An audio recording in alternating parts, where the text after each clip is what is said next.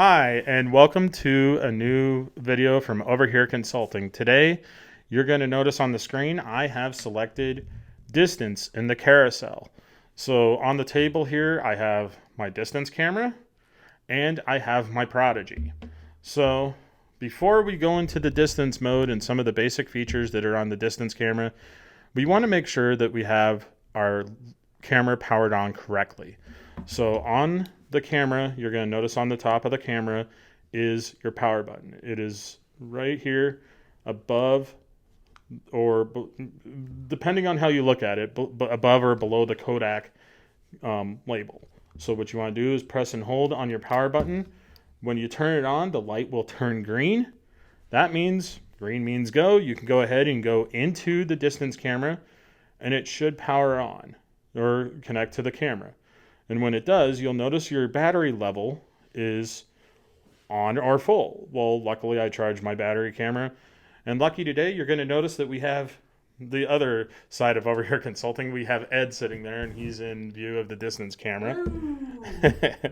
Thanks, Ed. All right. So as we see here, we have the camera plugged in.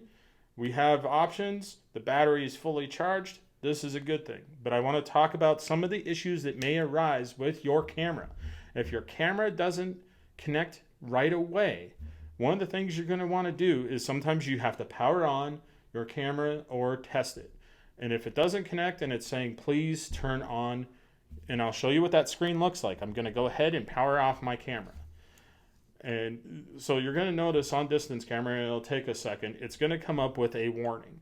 It's going to say, please turn on your distance camera. There's the warning. Please turn on the distance camera.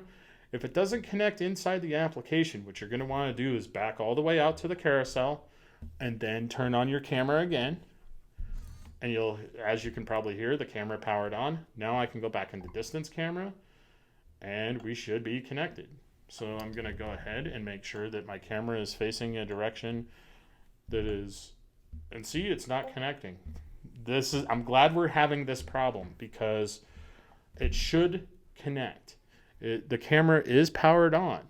So if that happens, what we do is we power the camera off, power it back on, and then go back into distance. And what it's trying to establish is a Bluetooth connection. There we go.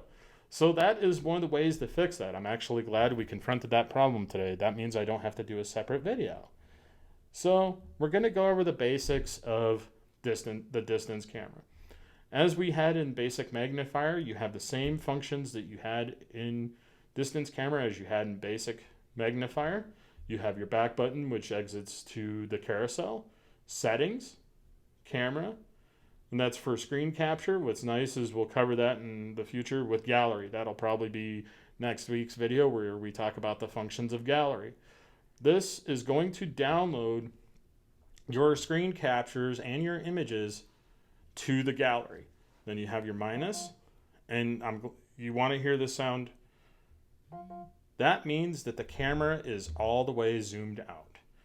And it'll make that same sound when you zoom in. Now you can see outside our window here, we have a view of the outside the office, and you can tell that the camera does quite a bit as far as zooming. When you get to full range zoom, it'll tell you how far it's zoomed in, and it'll make the same sound as your zoomed out function. So we're going to go ahead and make that sound by zooming all the way out. And you want to tap slowly on this so it can register. And once you're zoomed all the way out, it'll eventually get to that sound. But we also want to talk about some of the functions of settings.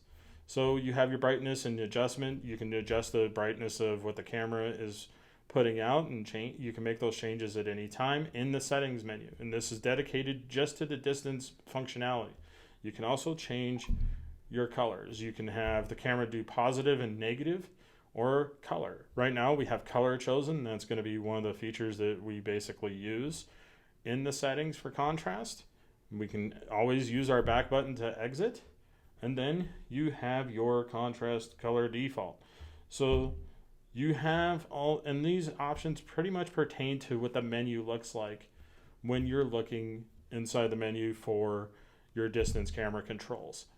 And you can choose any option of contrast that works for whoever the user is. So once you make your selection, we're going to go ahead and stay with default. And that's what your Prodigy is typically set at. And if you want to exit, once again, you tap the back button and it'll take you back to the basic distance settings. And then you can hit back again to exit out to the basic use of distance camera.